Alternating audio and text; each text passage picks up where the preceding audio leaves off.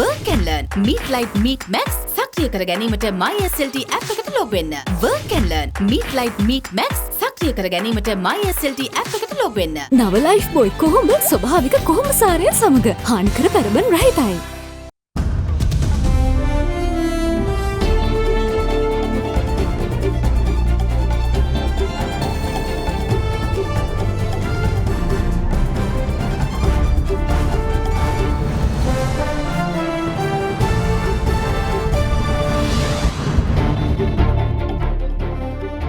Set in stone.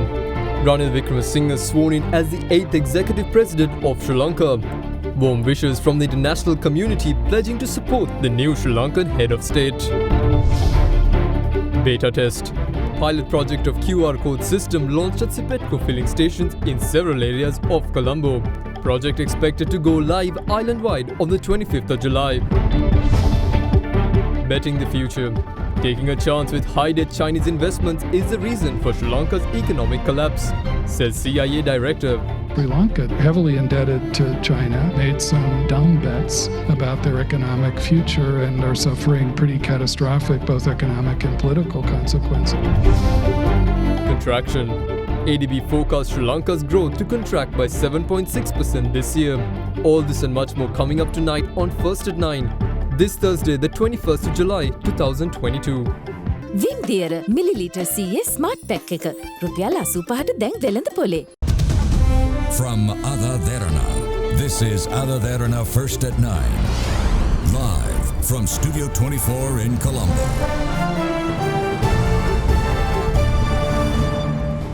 Good evening and welcome to AdaDerana 24's English News. I'm Andrew Bernard. Now, six-time Premier Ranil Wickremesinghe was sworn in this morning before Chief Justice Jayantha Jayasuriya as the 8th Executive President of Sri Lanka at the Parliamentary Complex. Wickremesinghe, who served as acting president, emerged victorious by garnering 134 votes in the parliamentary poll held yesterday to elect the successor to the office, a first in the history of Sri Lankan politics. Responding to reporters at the Gangaramaya temple yesterday, President Wickremesinghe said he will support the cause of the people who are non-violently calling for change, but those who are engaged in violence will be dealt with by the law. In Parliament yesterday, Ranil Wickremesinghe was elected by members as the executive president for the remaining term of office that became vacant following the resignation of the 7th executive president, Gotabaya Rajapaksa. A total of 134 MPs voted in favour of Wickremesinghe during the parliamentary vote, making the six-time Premier the 8th Executive President of Sri Lanka. Upon a request made by the newly elected President, his swearing-in ceremony was held at the Parliamentary Complex this morning. President-elect Wickremesinghe and his wife, Professor Maitri Wickremesinghe, arrived in the Parliamentary Complex at around 9:40 am and were welcomed by Speaker of Parliament Mahinda Yapa Abewardhana.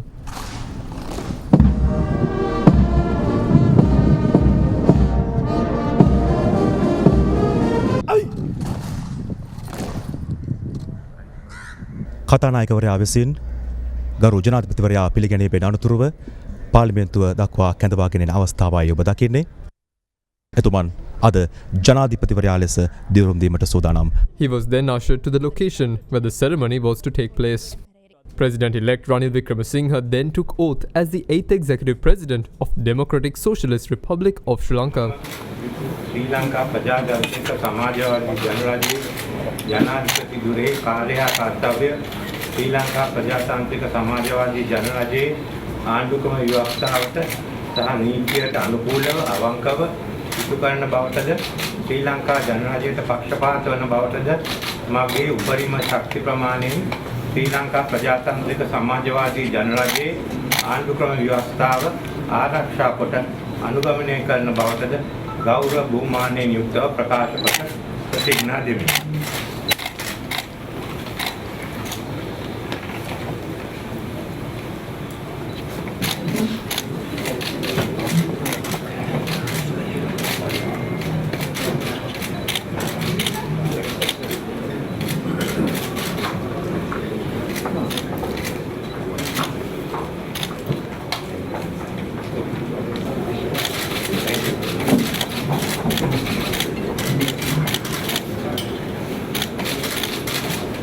Thank you.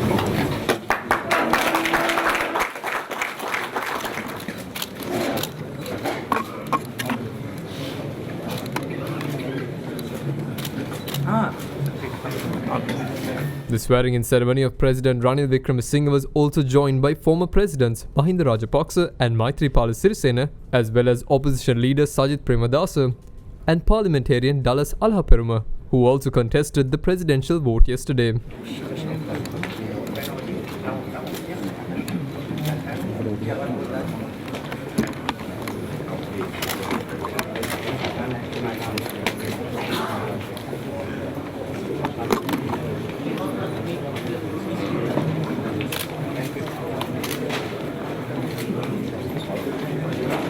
உறுப்பினர்களும் அமைச்சர்களும் புதிய ஜனாதிபதிக்கு தங்களுடைய வாழ்த்துக்களை தெரிவித்துக் கொண்ட நிகழ்வு நாங்கள் இப்போது உங்களுக்கு நேரடியாக வழங்கிக் கொண்டிருக்கின்றோம். சரிதா විශේෂයෙන්ම සභානායකවරයා දිනේෂ් ගුණවර්ධන මහතා ජනාධිපතිතුමන් සමග සුහද සාකච්ඡා කරන ආකාරය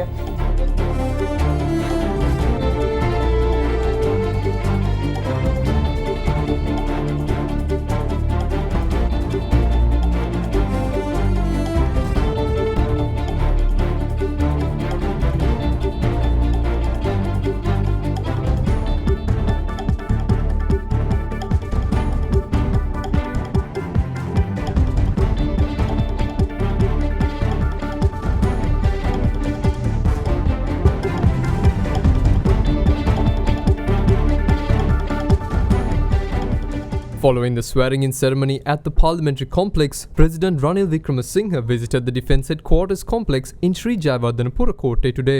Defence Secretary General Kamal Gunaratne received the President upon his arrival at the ministry. During his visit, President Wickremesinghe held discussions with the defence chiefs of the country. The meeting was also attended by the Minister of Public Security Tiran Alas and Attorney General Sanjay Rajaratnam. Prior to the swearing-in ceremony, the newly elected president visited the Gangaramya temple in Colombo last evening to invoke blessings.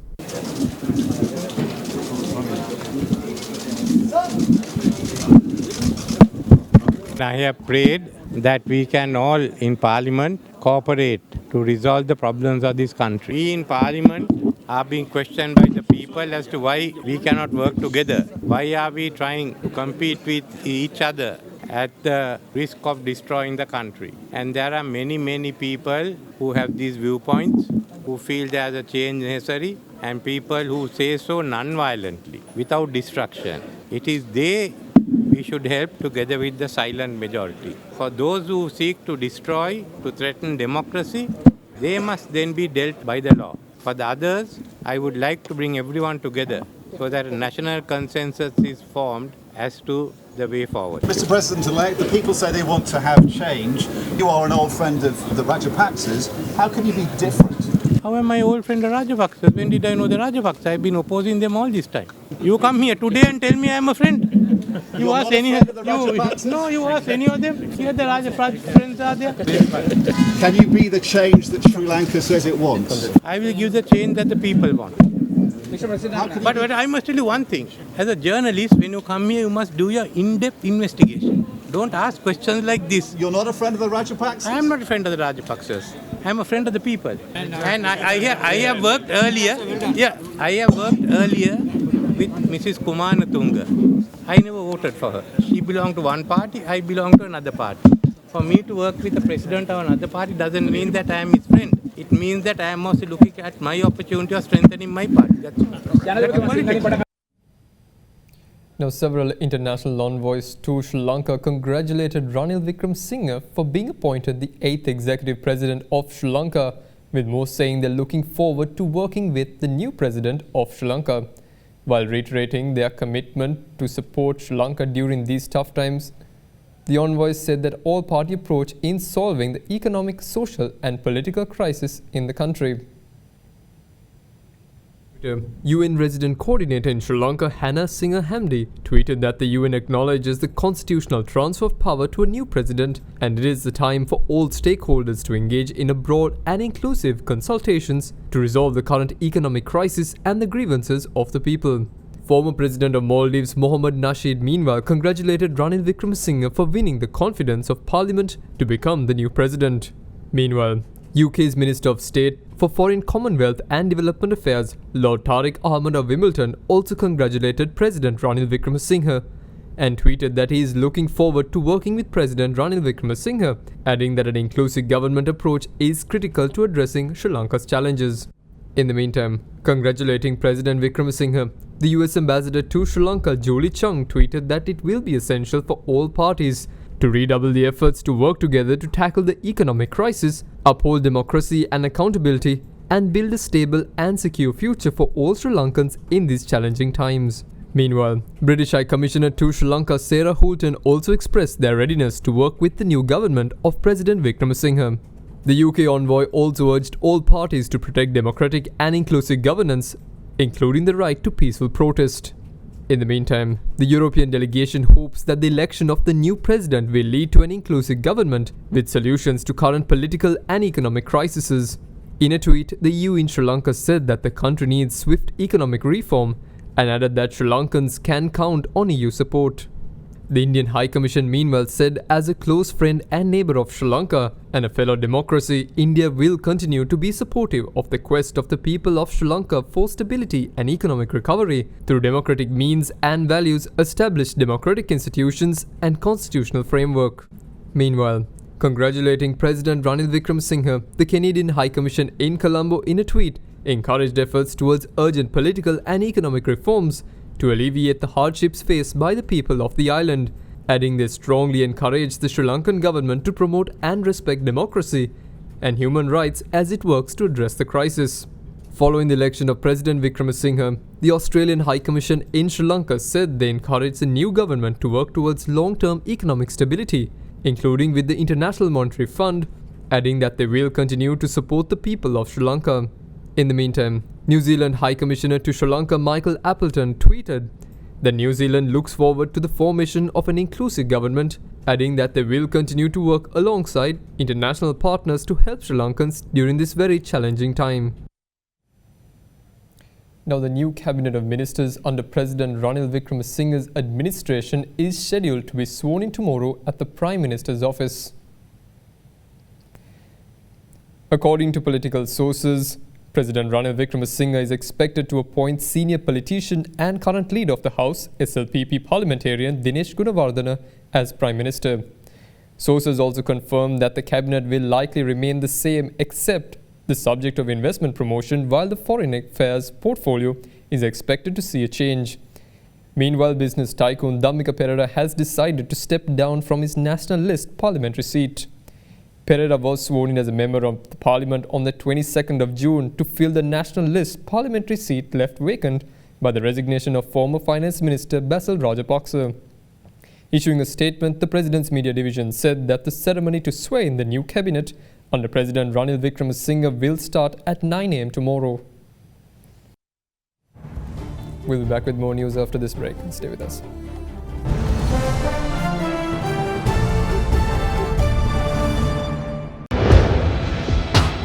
Big 3.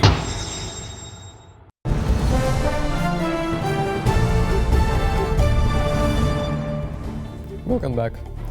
Now, the Sri Lankan ambassador to the United States, Mahinda Samarasinha, reiterated newly elected President Ranil Wickremesinghe's intention to closely work with the World Food Programme in addressing food security-related issues such as fertilizer and other agricultural inputs in the country. The Sri Lankan envoy communicated this when he met the chief of the World Food Programme and Executive Director David Beasley yesterday in Washington to discuss his forthcoming visit to Sri Lanka at the invitation of President Wickremesinghe. During the meeting, Beasley wanted Ambassador Samarasinha to convey his best wishes to the newly elected president and informed that he looks forward to his planned visit to Sri Lanka and the meeting with President Ranil Wickremesinghe. Now, the director of the Central Intelligence Agency of the United States, William Burns, blamed Colombo's dumb bets on high-debt Chinese investments as a factor in Sri Lanka's economic collapse, saying it should serve as a warning to other nations. Addressing the Aspen Security Forum 2022, the CIA director said other nations should take Sri Lanka's case as a lesson about the need to have eyes wide open about such dealings. What about the Chinese and their increasing involvement, engagement in that region? Well, certainly economically, the Chinese have a lot of weight to throw around, and they can make a very appealing case for their investments. In security terms, they're generally a little more cautious, partly because they look at the U.S. experience over the last couple of days in the Middle East and South Asia, and that causes them to want to draw back a little bit too. But I think in parts of the Middle East, they also suffer from the object lessons of a place like Sri Lanka today, heavily indebted to China, which has made some, really dumb bets about their economic future and are suffering pretty catastrophic both economic and political consequences as a result. And that, I think, ought to be an object lesson to a lot of other players, not just in the Middle East or South Asia, but around the world, about having your eyes wide open about those kind of dealings. Now, meanwhile, a group of independent United Nations experts expressed alarm over Sri Lanka's increased cost of living, crippling fuel crisis, and economic collapse. The experts state that Sri Lanka needs immediate global attention, saying it should not be limited to humanitarian agencies, but international financial institutions, private lenders, and other countries should come to the aid of Sri Lanka. In a statement issued, they say any response towards the economic crisis should have human rights at the core, including in the context of negotiating with the IMF. A group of independent experts of the UN Human Rights Commission expressed alarm over the record high inflation, rising commodity prices, power shortages, crippling fuel crisis, and the economic collapse in Sri Lanka. In a statement issued by the United Nations Human Rights Commission, they stated that the crisis has led a serious impact on the employment of human rights for the entire population. UN independent expert on foreign debt and human rights, Atiya Varis, said that time and time again, they have seen the grave systematic repercussions a debt crisis has had on countries, exposing deep structural gaps of the global financial system and affecting the implementation of human rights. The statement went on to say that the prolonged disrupted access to food and healthcare has severely affected people with illnesses, pregnant women, and lactating mothers who are in serious need of life assistance. Sri Lanka's foreign reserves dried up, unable to make interest payments on the loans. The country defaulted on the debt of $51 billion in May 2022. After suspending all debt repayments, the government took steps to restructure the country's debt with the International Monetary Fund. In June, IMF staff noted that significant progress had been made on the staff-level agreement on the extended fund facility. UN independent expert Varis said that any response towards mitigating the economic crisis should have human rights at its core, including in the context of negotiation with the IMF. The UN experts noted that the issue of rising institutional debt had been flagged in a previous country visit report to Sri Lanka in 2019. The report found that debt repayments were the country's largest expenditure and emphasized the need for complementary alternatives and pursuit of less harmful policy options. In July 2022, inflation in the country hit a record high of 54.6%, while food inflation rose to 81%. Experts highlighted that Sri Lanka's economic collapse needs immediate global attention, not just from humanitarian agencies, but from international financial institutions, private lenders, and other countries who must come to the country's aid. Now, for the first time in 3 weeks, fuel was distributed to the general public through the Ceylon Petroleum Corporation refilling stations under the number plate system today.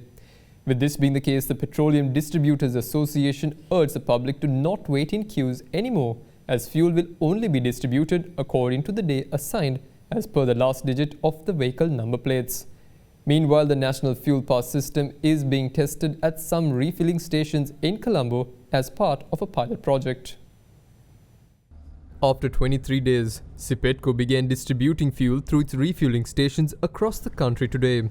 Given the indefinite delay in fuel shipments to arrive in the country, Minister of Transport Bandula Gunawardana announced on the 27th of June that fuel will be dispensed to only essential services.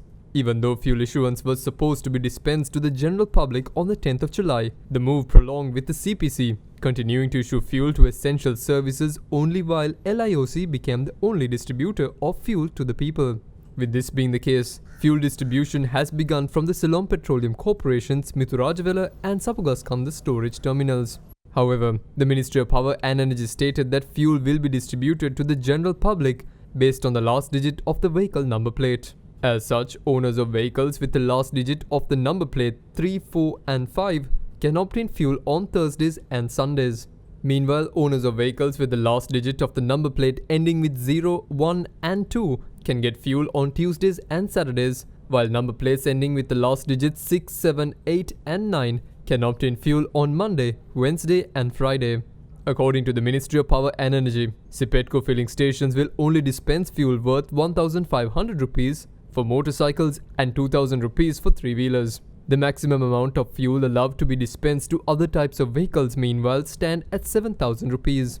The ministry announced that it has informed refilling stations to not issue fuel to people who do not comply with the regulation and stated that fuel will also not be issued to refilling stations that disregard the regulation as well.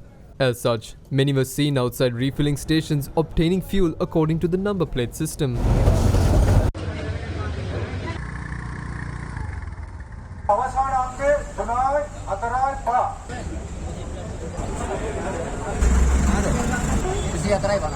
However, long queues were also seen outside many refilling stations as some sheds had not been restocked with fuel.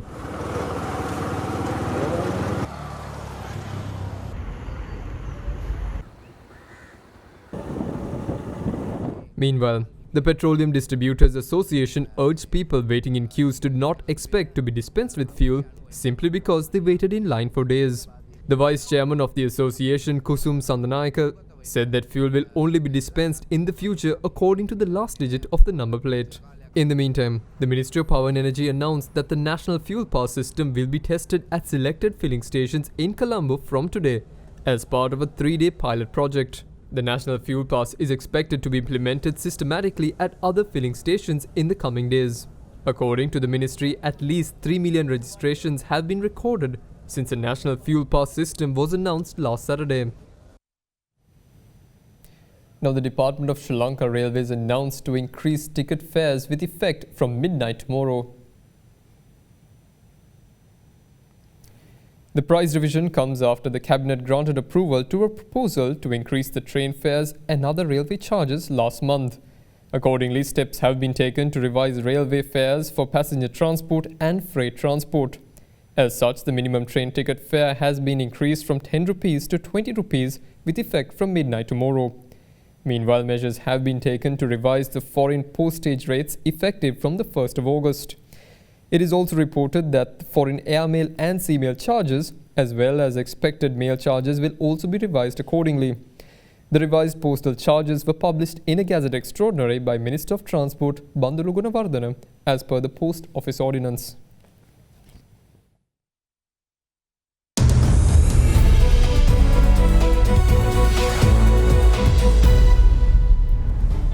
Welcome back. In your business news, the Asian Development Bank forecasts Sri Lanka's growth to contract by 7.6% this year and economic activity to remain subdued in 2023. In its latest Asian Development Outlook supplement, the ADB said that the island nation is beset with multifaceted and deepening challenges emanating from the long-standing fiscal and current account deficit that have led the sovereign debt and balance of payment crises.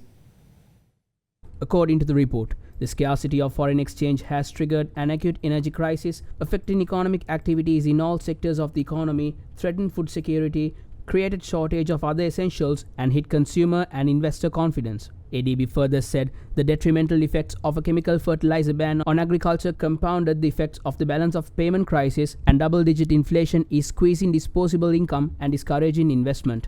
It added that the tight monetary policy to rein in inflation, revenue-based fiscal consolidation, and expenditure rationalization are also slowing the economy. Risks to the forecast are significant and stem from delays in securing external financing, rising commodity prices, a weaker global economy, and spillovers from the debt crisis on the banking industry.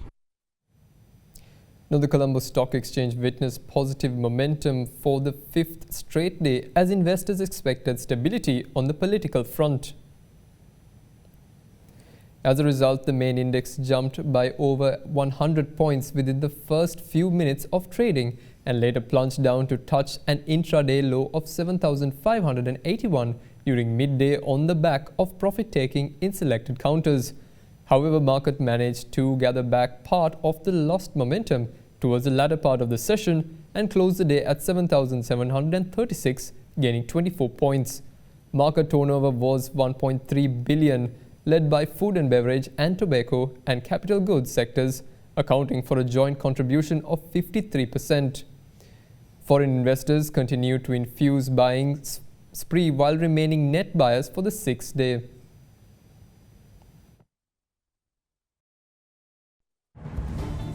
Now that's all the news we have for you tonight. Join us again tomorrow at the same time. Good night.